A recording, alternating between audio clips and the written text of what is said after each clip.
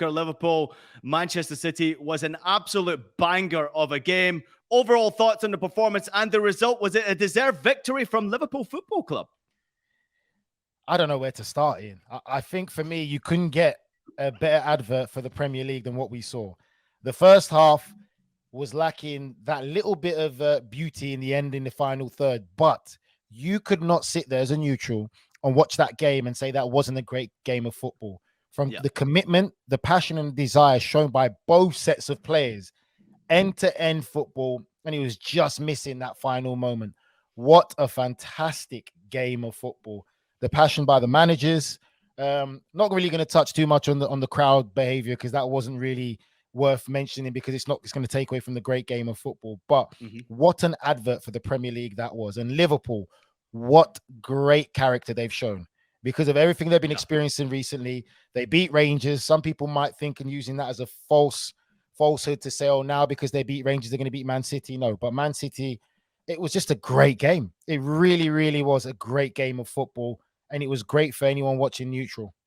Yeah, we have a lot of great comments coming in right now here. Media Center Manny said, great spectacle and shows why the EPL is such a global draw. We have another one from SSB28. I'd argue right now that Liverpool-Manchester City might be the best match in the world right now, the best matchup in the world. Both teams always have a great game. And I was actually thinking this, I was trying to reach out to Ardez and say, maybe we should switch this here from Classico to what happened in the Premier League because I just couldn't take my eyes off what was happening at Anfield. It was end-to-end action. It was a winning goal from Mo Salah, his 9th goal of the seasonal competitions, but it was a big mistake from Cancelo, Nigel, at the end of the day. And get this one, Alisson with his 2nd assist of the campaign, his 3rd Premier League assist.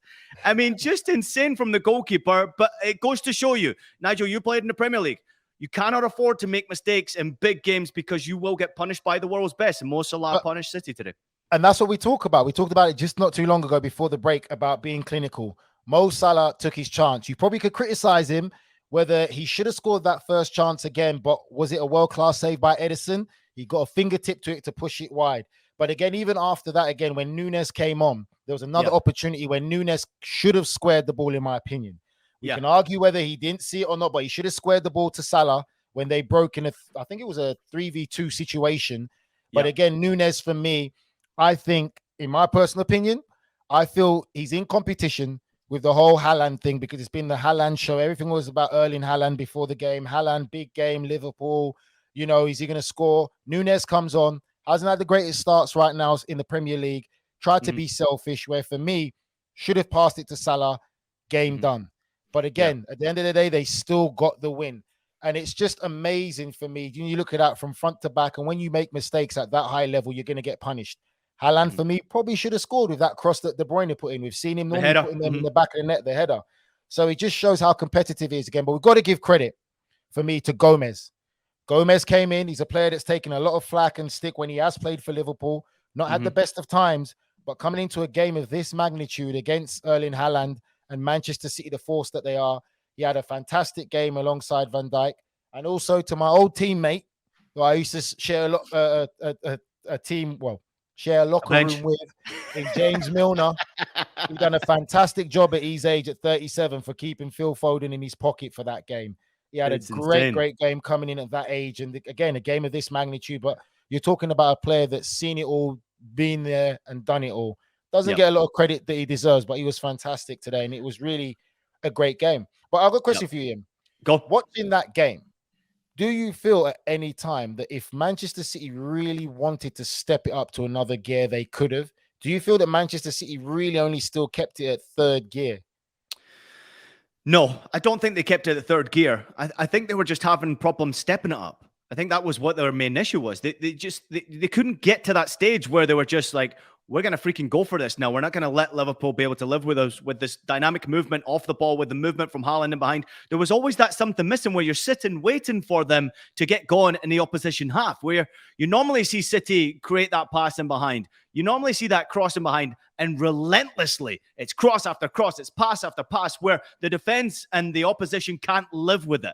But today, for some reason, Liverpool sort of tactically approached the game incredibly well. I thought the way they were shaped up was great. And at times, you cannot defend some of the crosses that come into the box. And the Haaland one that you're talking about, you can't defend that. You can only hope that he doesn't put it in the back of the net.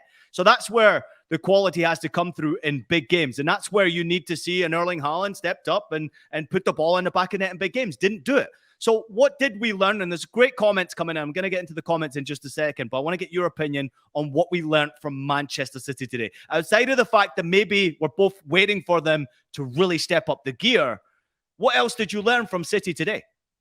I honestly didn't learn that much from City, if I'm honest. I think that's what City is at the moment. I feel that the biggest thing I've learned from City is the factor of not having a Raheem Sterling. They don't really have that threat to get in behind now without carrying the ball. Yes, Sterling can dribble the ball and beat people with pace, but he still has that threat to make that running behind without having possession of the ball in his feet. City are missing that. You look at Mahrez, dribbler, Grealish, dribbler. Haaland, yes, has the ability to get in behind, but it's still a difficult ask. And then you're looking at midfield area as well. Do they really have that great athleticism that they did before? I'll probably say no. So I think for me that with City, you would have to say they're really missing now that threat in behind without having the ball. And again, I think it's credit to Liverpool. I think Liverpool got everything right today tactically. Players stepped up. Players won their individual battles. Thiago was sensational in midfield as well again. He brings a different element now. I always say he's a bit of an evolution of Jurgen Klopp's midfield in the sense he's not your typical Jordan Henderson or Fabinho. Like, he makes things happen with forward passes, his ability on the ball, and he sees things and makes passes that other players like Henderson and Fabinho, without being disrespectful to them, couldn't see or make. So I think for me, you see that there's elements missing in City. And a lot of people think because of the great start they've had with Haaland, that they're favourites to win the Champions League. And I was not one of those people. I still don't think they're going to win the Champions League because today Liverpool showed how you can defeat Manchester City. I thought there was a bit of an issue with Pep Guardiola as well, because he only made one substitution. There's a great comment coming in from SSB28. Once again, we've got more comments coming in from other than SSB28, by the way. But he said Pep got it wrong today. One sub used, and it was in the 89th minute. This game needed a Grealish for Manchester City, but you're absolutely right. It needed some explosiveness. So I found it a little confusing to not see Grealish come onto the pitch at all, or Mahrez, for that matter, when they needed that explosiveness to get him behind, but also that creativeness, like a Grealish, that can unlock a defense that many times today didn't look like they could be beaten outside of crosses into the box, hoping that Haaland get on the end of it, or maybe a deep pass where he can use his pace to get on the end of it, like he almost did 2 or 3 times today. It was really impressive, like obviously the way Liverpool defended that. Well, also, Ian, what they did do as well is that we talked about the bromance developing between Kevin De Bruyne and Haaland. Whenever Kevin De Bruyne has the ball, look how quickly Liverpool shut him down today. So he couldn't really get his head up. He couldn't really get that link-up play. Apart from that cross, he did get in. Yeah, but by the way, he had 2 or 3 today where you're just like, how does he do that? Yeah, he's inevitably he's going to get it. But if you can limit it to 2 or 3 a game, you've got more chance of winning it, that game of football against Manchester City, than letting him have 5 or 6. Because he will punish you with the more opportunities he gets. But again, I think for me, that was just such a fascinating game of football. Let's talk about the foul.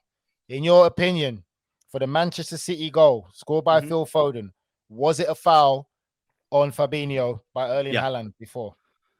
I think it was a foul. I think it was a foul for me. I'm okay with the decision. And I guess that's why video review is there. As soon as you make that tug on the jersey, and even if you don't pull him enough, the intention is there. And when you make contact with the jersey, just a little bit, it doesn't need to drag him down. Just as long as you knock him off balance a little bit, that's where the foul's conceded. It's not a lot. And I can understand why City would be frustrated with that one. What about you? What are your thoughts on it? Oh, 100%. I feel that you say it was a tug. It was there was enough tug and force behind that. Sure. That was a foul. Clearly, in a regular run of play, without the VAR and slowing it down, you may not think it's a foul. You may not see it. But I think for me, there was enough force in that for it to be seen as a foul. You can clearly see there was enough behind that, in the sense, in the way that Fabinho fell down as well, because he was trying to get himself in front of Haaland and the ball. Whenever you get yourself in front of the defender and the ball, more than likely any kind of pull or clear is always going to be a foul. Yeah. Yeah, I agree with you. We got some great comments coming in, Nigel, here on Qué Golazo. Everyone, we're discussing the Premier League, and obviously the talking point was a classic Premier League game today. Liverpool with a 1-0 victory over Manchester City. Let's get to some of the comments. Matt Osman agrees with you, Nigel. He says Milner gets plenty of credit. He's the most overrated, underrated player, if that makes any sense whatsoever. Great comment from Matt, but absolutely agree with you, Nigel. What a performance from him at his age. He continues to do it here. Manchester City, a lot of bit of explosiveness. You said that as well. No Sterling or Jesus. Jesus plays well against Liverpool. I agree with you on that point there, but that's where you need a Haaland to step up and take the opportunities. He tried to get him behind. Thought Van Dijk at the end as well, by the way, really defended well with his aggression. We have a few agreeing with us with Pep Guardiola's decision-making when it comes to who he went with on the starting 11. Why not bringing players onto the pitch here? We've got City seem to be to pass and recycle the ball with little probing. You are correct. Sterling and Jesus had the ability to surge a game and spark something. Yes, of course, but when you've got a team that defends as well as Liverpool do today, you can't go anywhere at times. All you can do is try and keep possession of the ball. It's difficult to break that down. I have a wild factor for you, Ian. Yep. For me, I look at that City bench. There's one player who could have came on and be kind of the catalyst, because he's still a bit of an unknown element. I would have brought on Alvarez. He came on in the 89th minute, Nigel. 89th minute. Why? Earlier. I'm telling you, that kid can make a big difference earlier. Enough time. Enough time. I just want to know how many fans listen to me, because I was one of the only few people who backed Liverpool to get the job done. You did. So I don't know if any fans made some money. I'll be waiting for my drink. Listen, there's a lot of people out there who are backing everything you're saying right now, and actually your prediction game is on fire at the moment, Nigel, so try not to lose that. I want to get on a topic here that's really hot in the discussion right now, and that is Darwin Núñez here. Rafa says, I can't decide if Darwin Núñez is a good or bad player. What a great comment that is right there. We've actually got a little debate going on here. Media Center Man says, to Rafa, by the way, he responded to who's commenting on our show. He looks good and terrible in equal measure. He comes on, drives past players, unleashed a good shot, but then ignores open players and falls over his own feet. I got a text from my dad today, who's a Man United fan, by the way. I'm just going to throw that in there. Loves watching Manchester City, which is kind of weird. However, he said to me, Darwin Núñez is not a Liverpool player. I said, give him time. He needs some time. He's a good player, but right now, he is a little frustrated. And 2 minutes later, that opportunity you're talking about where he probably should have squared the ball, tried to chip it, and the chance is gone. What's going on with Darwin Núñez? I mean, is he still the guy that they signed? I mean, what's happening there? In my opinion, of what I've seen so far, I think for me, Núñez is going to be one of those players who takes longer to settle into the Premier League than it should because of the money that they spend, because that's what people are going to look at. Haaland's taken to the Premier League like duck to water. There's an expectancy for being at Liverpool that they want Núñez to adapt to the Premier League quicker. But I feel it's going to take a longer time. I feel he's lost confidence and belief in himself. And I think he needs to get back to basics, because even with that opportunity again, he's still trying to go by himself. He still doesn't look confident in the way he positions himself and striking the ball. It just seems so rushed and so all over the place. Doesn't seem structured.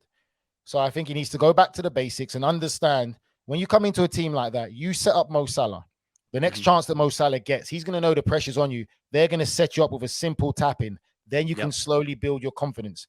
But if you want to go and try and compete and feel that you have to prove to be number 9 straight away without thinking, as long as the team wins, my goals are going to come, you're putting yourself back for failure. And that's what I feel that Núñez is doing right now. He's putting himself for failure because he's trying too hard. Jurgen Klopp can see that.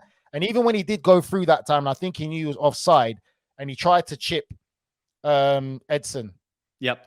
It didn't even come off properly, which you can see there's a lack of confidence still there in him. So I just feel that he's going to be one of those players. It's going to take time to adapt to the Premier League, but he's not going to get that time because you are at Liverpool and there's an expectancy to hit the ground running.